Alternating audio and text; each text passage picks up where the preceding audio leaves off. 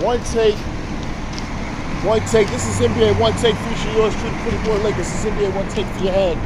NBA One Take for your brain.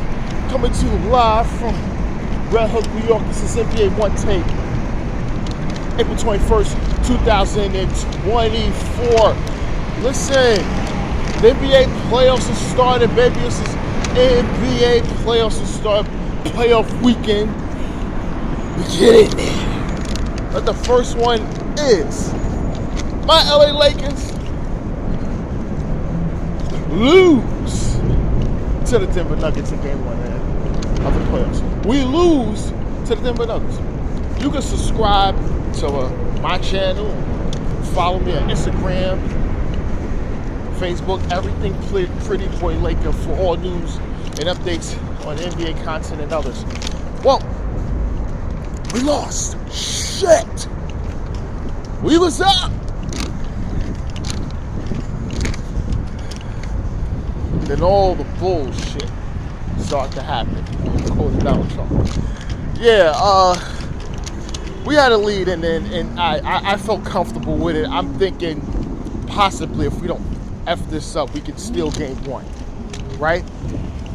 And then somewhat have this. I don't like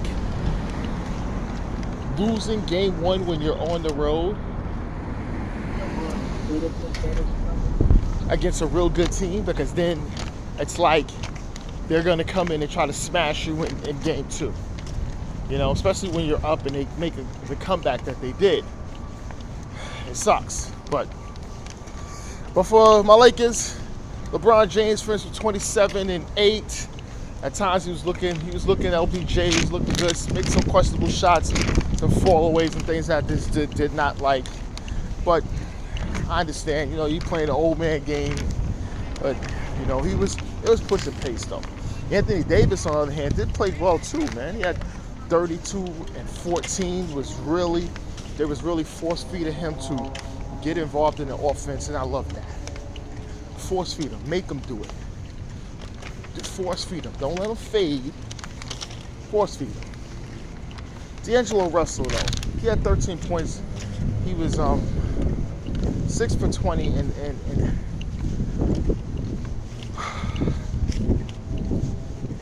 yeah. D-Lo, you already heard what I just said. And he 13 and 0 for 9 from 3. I don't know. It was just that's fucking frustrating to me, but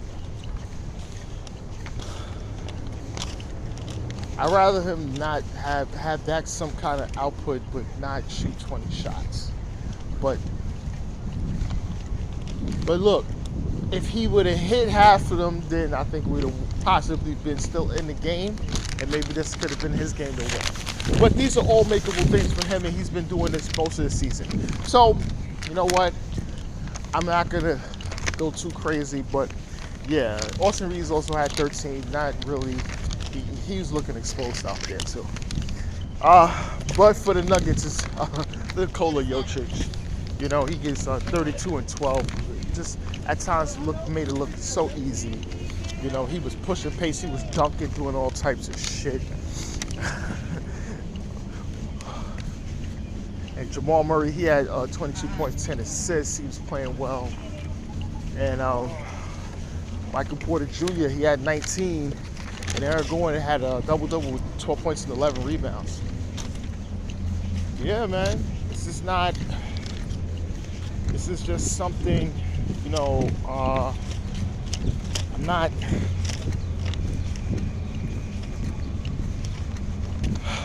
gonna hold my head up, because I figure we can win this shit.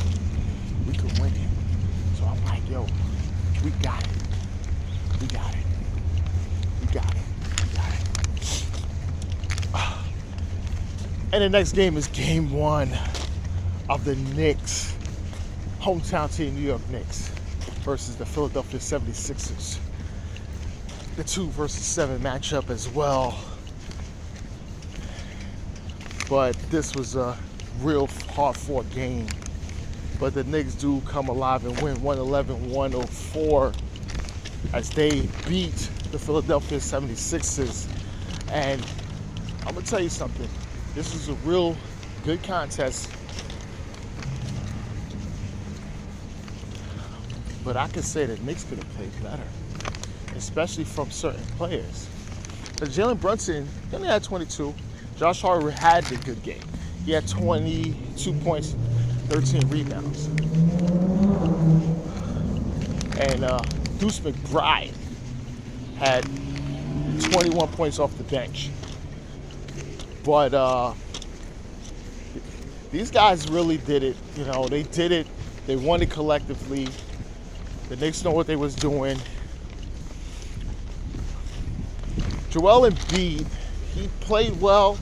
He got hurt throwing it off the backboard and dunking on this guy. And then he hurt his knee, had to leave. And I'm just seeing my sister posted on Facebook, fuck! And I'm like, Jesus Christ. And then, yeah, it's heartbreaking. He was able to come back and return, but obviously he's not himself. And Tyrese Maxey was playing. He played out his mind. He had 33, pushing pace. And Cal Lowry finished with 18. The Sixers can look at this and say maybe this is a game they could have won. They have to know they have to come in, play better overall as a team, and have your two top stars to be able to steal game two. Other than that, the Knicks is going to take care of business and go up 2-0. And they're not playing. The Knicks is trying.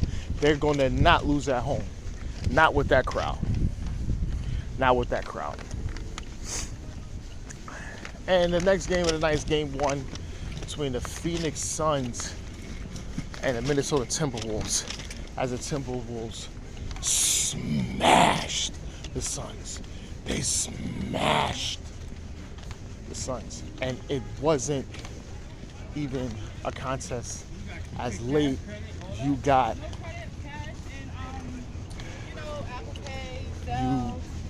they destroyed them. And it's like, you know, Ant-Man in the third quarter had 19 of his finished with 33, cooking Kevin Durant. Kevin Durant took a part system, but then he's cooking him, crossing him up. They're talking shit. And mind you, Ant-Man Durant is his favorite player. But it's like, oh shit, old head. That's that youngin' shit, old head, yeah. And it was just Ant-Man was just a monster. You know, he was a monster. He finished with 33. Like I said, and Cat Towns is back, and he has 19. Rudy Gobert 14 and 16, and Nickeil Alexander-Walker finished with 18 off the bench. They smashed them, and this is people was talking about Suns, and like I said, I did pick the Suns to get to win the championship and everything. I don't know, but it's going to be interesting because if Minnesota continues to play like this, it may not look good for them. It may not look good for the Suns. KD had 31. Devin Booker had 18. Was not looking good. And Brad Beal had 15. That's it. These guys have to. KD and Devin Booker, these have 30 each, and Bradley Beal has to have at least 25. I think that combination of those three combining for 80 points is needed for them to win any game against this team. Because the defenders and everything, it's going to be tough. It's going to be tough for Phoenix, man. It's going to be really, really tough. And the last game of the night is the Orlando Magic versus the Cleveland Cavaliers. And Cleveland wins this in a gritty contest, 97-83. My man Donovan Mitchell was out there. He was playing well. He had 30. Jared Allen had 16 points, 18 rebounds, and Evan Mobley finished with 16-11. Orlando looked like a first-year team in the playoffs, not really understanding certain things and making bad choices and shots and turnovers. It was just not looking good for those guys. And people say what they said. They said Cleveland purposely tanked to get in this situation to play Orlando.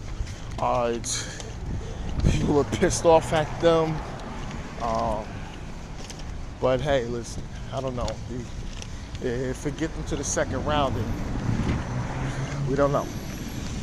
But for Orlando, Paolo Banchero had 24, and Franz Wagner finished with 18, notably for Orlando. Orlando may come back game 2. Jamal Mosley, I think he's going to let these guys know we got to play more freely, play a little more organized, and see what we could do. We could probably get back in this series. Okay, a big fight happened. Devin Haney versus Ryan Garcia. Now,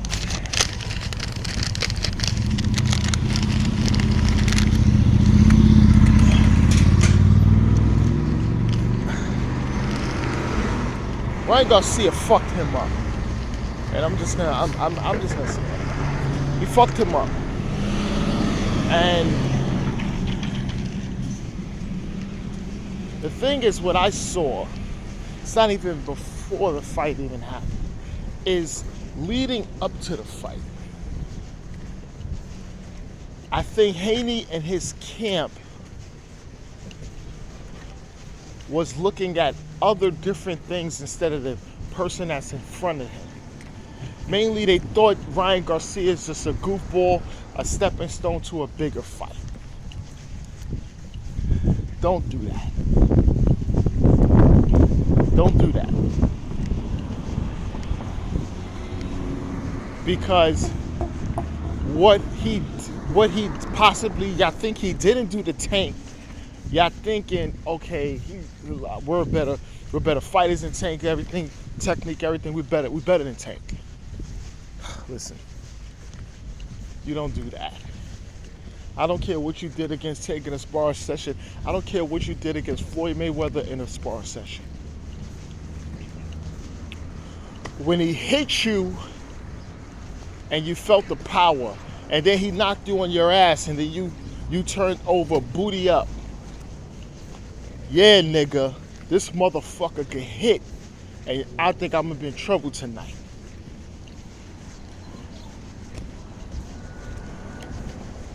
And he got fucked up. His face is beat up, and then it's looking bad. And Ryan Garcia gets it by majority decision. This is gonna set up more opportunities for Ryan Garcia, who's a real good fighter.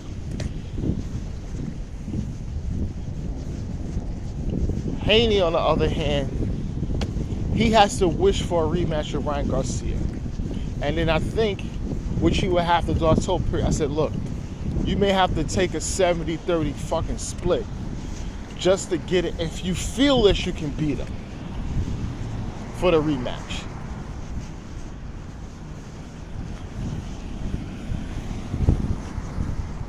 But if you decide to go in a different direction, man, that road travel to the top is going to be difficult for you. Because I know you're taking a big chance of actually losing to Ryan Garcia again, but you got to understand, you took this fight. You got to contemplate, if you lose this fight, what will happen. You have to take the rematch. You're not fighting Tank, Boots, or Shakur. They're not going to fight you. For what? These guys is not going to fight you. You got to take the rematch of Ryan Garcia. You have to fight him. You have to fight him for your life, like your career depends on it, and knock his ass out. That's going to get you bigger fights after that. More money. He has to do it. But this is NBA Onetake. It's me, Pretty Boy Laker, and I'm out.